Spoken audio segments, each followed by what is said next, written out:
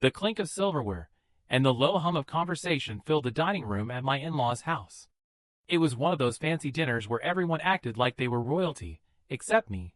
I always felt more like the guy who got stuck cleaning up after the party. My soon-to-be ex-wife, Rachel, sat next to me, looking perfect as usual in her expensive dress. She laughed softly at something her brother had said, completely comfortable.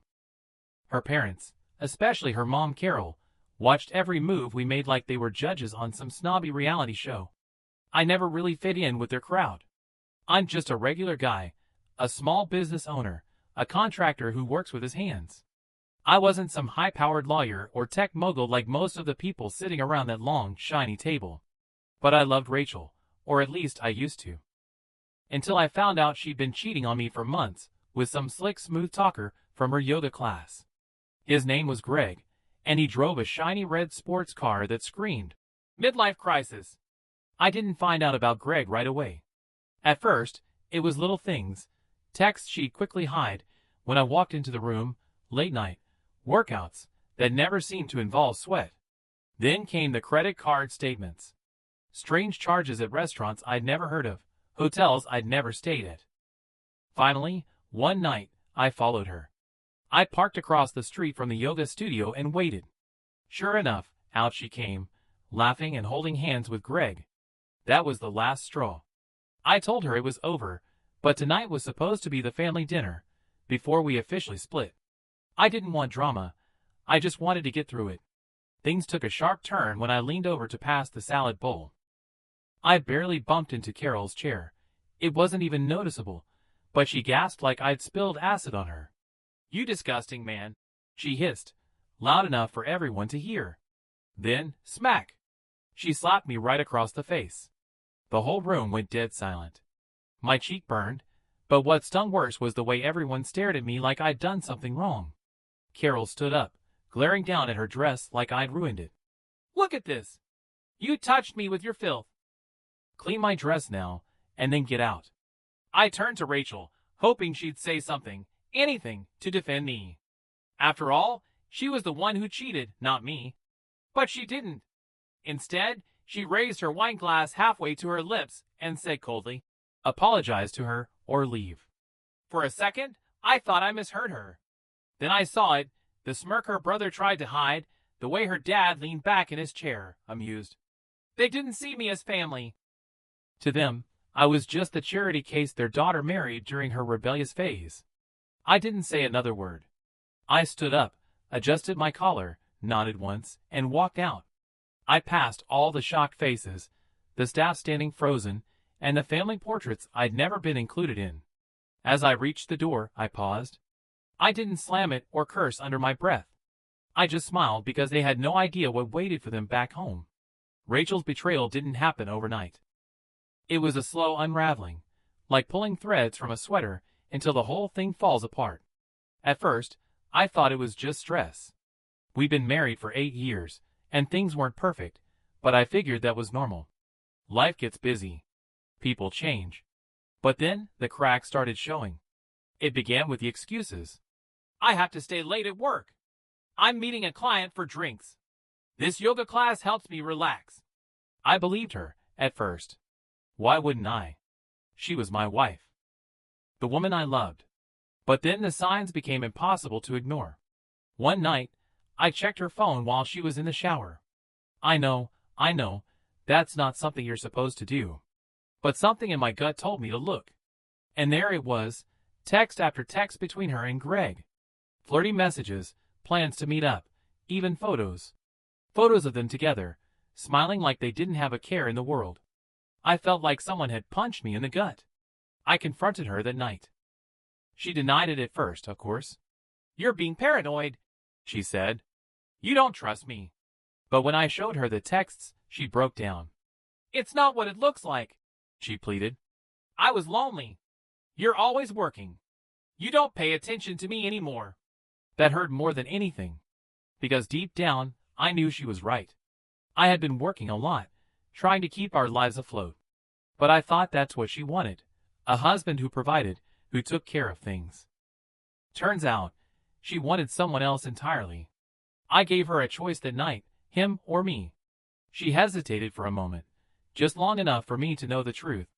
"I need time to think," she said. Time to think. Like this was some kind of negotiation. I packed a bag and left. I didn't come back. The night air hit my face as I stepped outside, but I didn't feel the cold.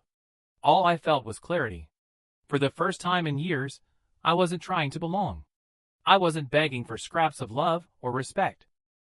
I was done, with Rachel, with her family, with all of it. I got in my truck and drove home. When I arrived, I did exactly what I'd been quietly planning for months, just in case things ever went too far.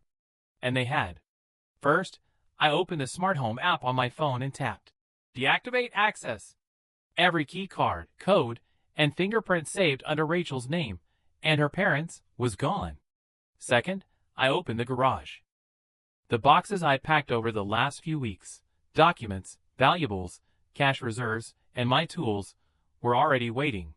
I had learned to be ready. Marrying into wealth doesn't mean safety. It means control. I had been quietly building an exit, and now the exit was open. By the time Rachel and her family returned later that night, drunk on wine and arrogance, they were met by a surprise. The key fob didn't work. Her mom pushed the intercom. "Open the door right now," she demanded. I didn't answer. Instead, I activated the speaker system. My voice rang out from the porch camera. "Rachel, you told me to leave, remember?" "So I did. You also told me this house was yours." "Strange. The deed says otherwise." "Oh, and Carol, you wanted your dress cleaned?" "I dropped it off at Goodwill along with everything else that came from your cursed lineage." There was a pause, then chaos. They banged on the door, rang the bell, shouted threats, but I wasn't inside anymore. I was across the street in a cozy Airbnb I'd rented for the week, watching it all unfold on my phone, sipping bourbon, smiling. Then my lawyer texted, "The first round of filings are ready. Do you want to go nuclear?" I replied with one word, "Absolutely." By the time the sun rose, the first cracks in their world had already formed. Rachel woke up in a hotel, courtesy of her dad's black card, no doubt, and found herself locked out of all our joint accounts. I'd closed them the night before. Her frantic calls came in just after 6 a.m. I didn't answer, but I did save the voicemails. Her voice was a chaotic mix of confusion, rage, and desperation. "What the hell is going on? Where are you? Why isn't my card working? And what do you mean you moved out?" I sent her a text. "Don't worry, you'll get answers soon. In court."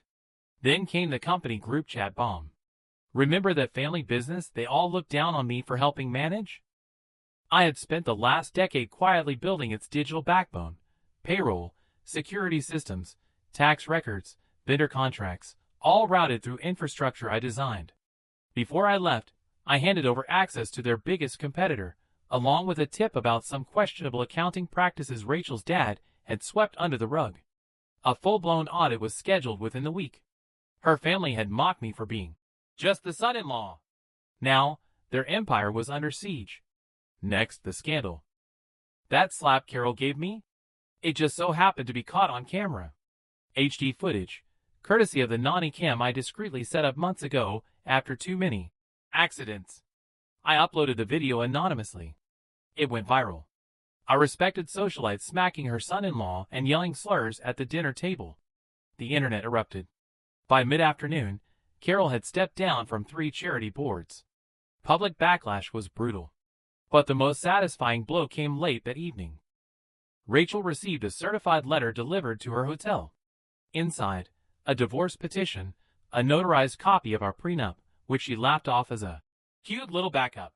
When we signed it, an eviction notice from the property, my property she claimed was hers, and a letter from the lawyer of a non-profit I'd secretly funded.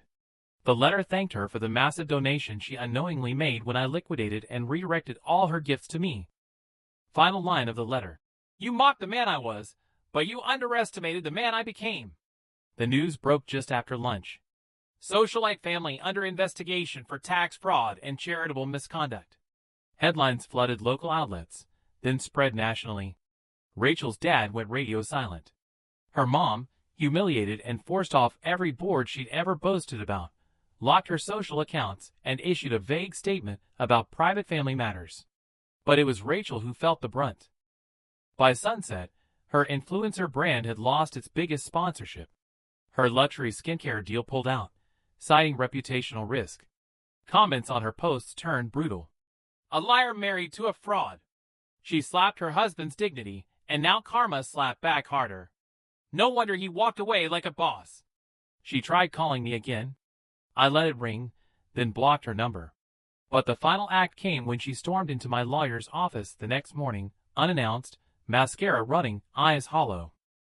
She had a crumpled tabloid in one hand and a printed copy of a wire transfer in the other. "You gave away my car, the watch I bought you," she screamed. My lawyer calmly slid over the prenup again. "Technically, he gave away what he rightfully owns. You didn't just cheat on your husband, Rachel. You underestimated a man who loved you, and now he's gone." She collapsed into the chair. "I didn't think he'd ever leave. He was just so boring.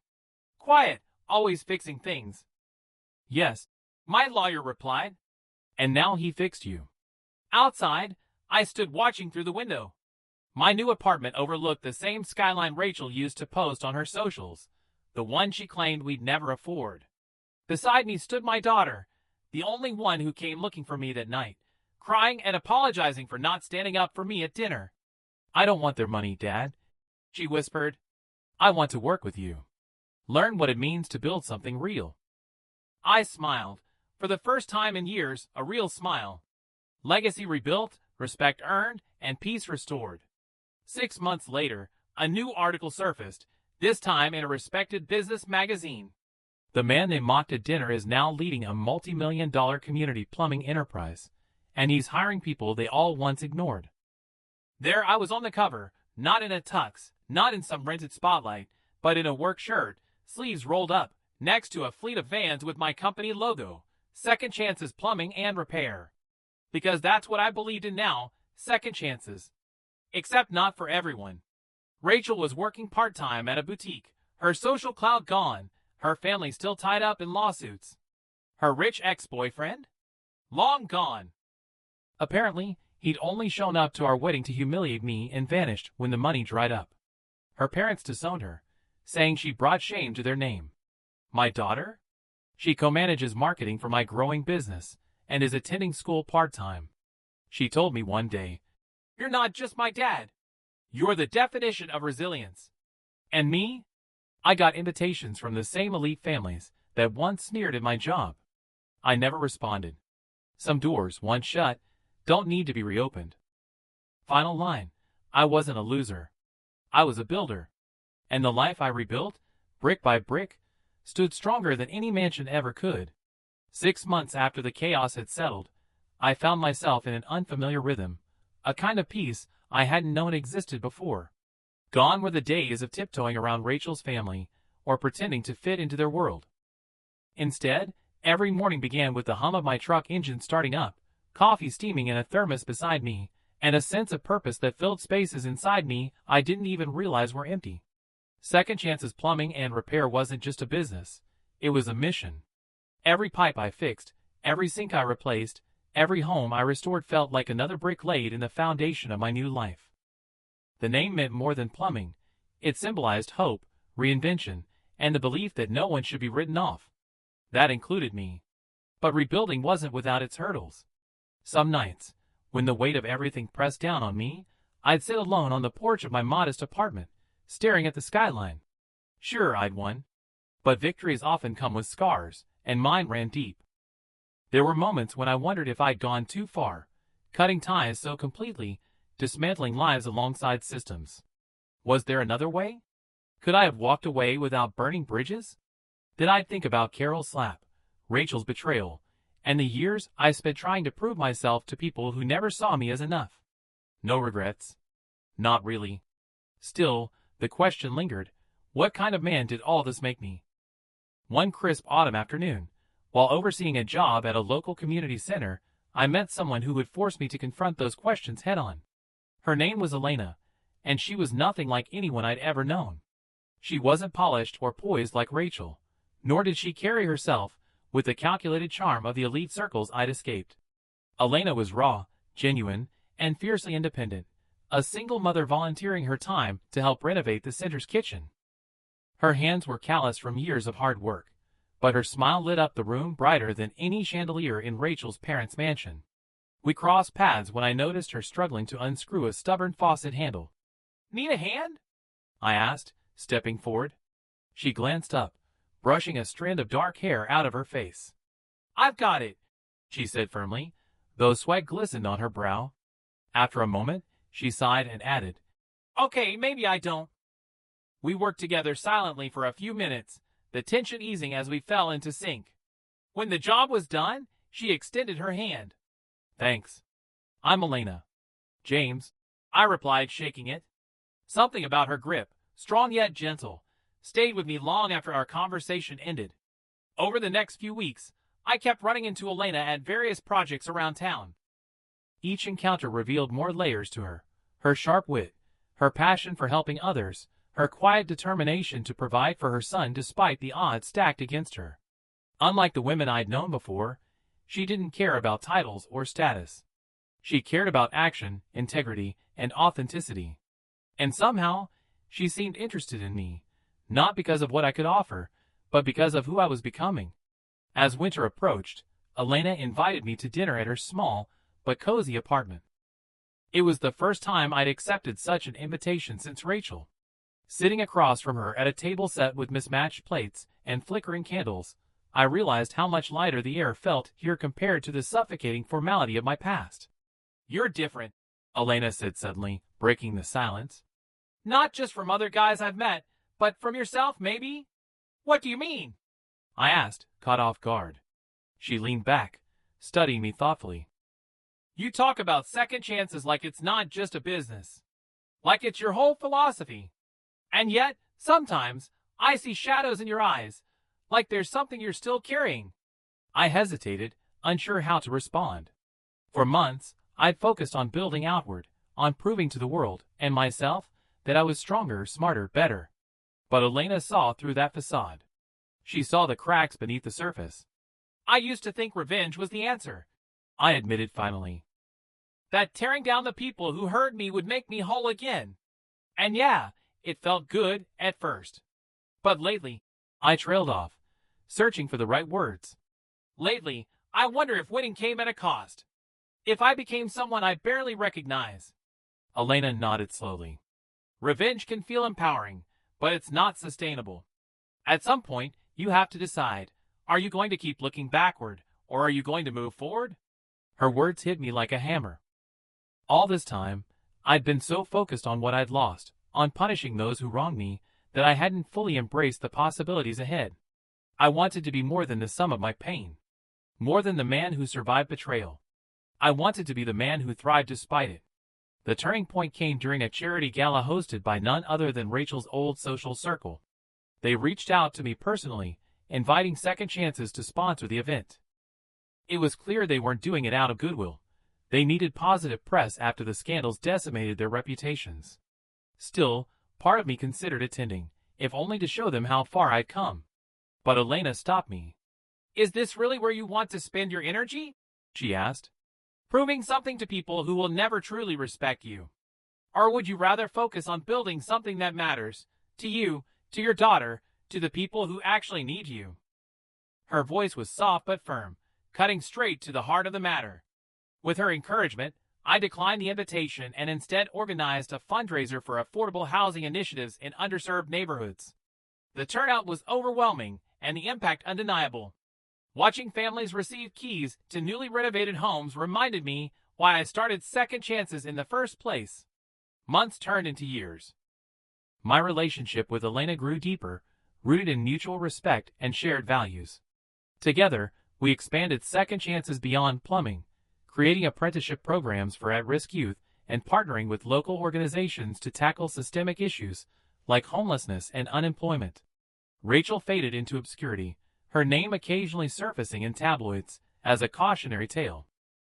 As for her family, they remained embroiled in legal battles, their once gilded empire crumbling under the weight of their own greed.